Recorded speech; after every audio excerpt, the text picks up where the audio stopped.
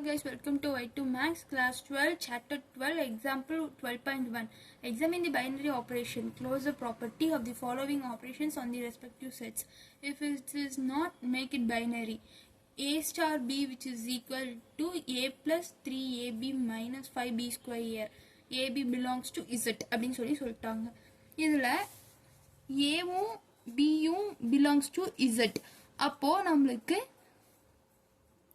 இந்த இடத்துல இருக்க A belongs to Z தான், AB belongs to Z தான், B ஸ்கொயரும் belongs to Z தான் இருக்கும். அதனால hence it is binary on Z அப்படின்னு சொல்லிடலாம்.